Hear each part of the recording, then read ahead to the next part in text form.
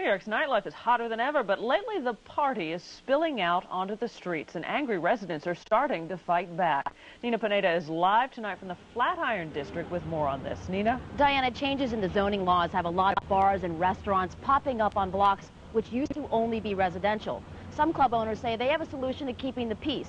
Allow them to hire some off-duty uniformed cops to patrol. But they've got the NYPD and City Hall saying not so fast. If you make it beyond the velvet rope, you see why New York City's nightlife is famous all over the world. Any given night in the city, hundreds of clubs offer some of the best music, dancing, hottest DJs, and partying scene.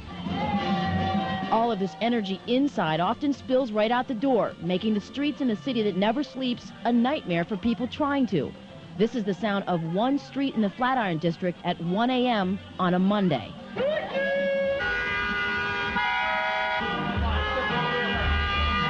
There's a lot of people who come and they hang out in front of the club and they can't get in, they're not old enough, or they don't have the money or the ID, and they hang out in the cars and they go into the parking lots and they sort of have a party. We've had episodes with people running out in the streets and throwing beer bottles around and shouting at 2 or 3 in the morning. Community boards are now pitted against club owners. The New York Nightlife Association offers a simple solution. They say what's working around the country can work here. We want police. We want to be in a working partnership with the police. So what we're saying to the administration is, if you can't provide them at 3 o'clock in the morning as a matter of normal policing practices, we'll pay for it.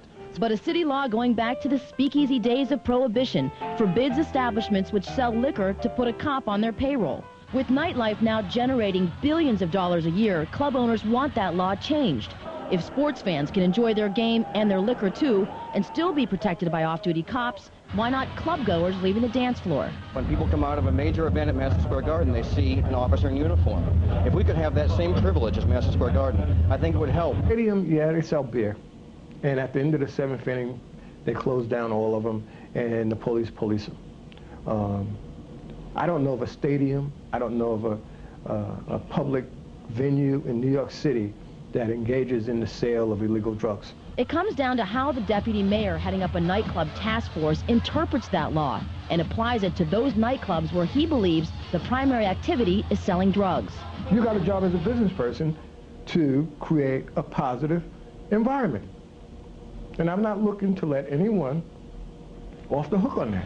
While Washington says no city police will ever be endangered or compromised to help the nightlife industry, the police commissioner says with the rash of violence recently in and around nightclubs, he's willing to consider it. Well, right now it's not the policy of the police department because it could be a conflict of interest. This was brought to my attention recently, and it's something my staff will be looking at. Some club owners are hoping the next administration will at least do a test pilot of the program. It is working on Long Island and in Westchester County, and also in metropolitan cities like Boston and Miami. That's the latest from the Flatiron District. I'm Nina Pineda, ABC 7 Eyewitness News. Nina, thank you. They're still talking in Hollywood tonight as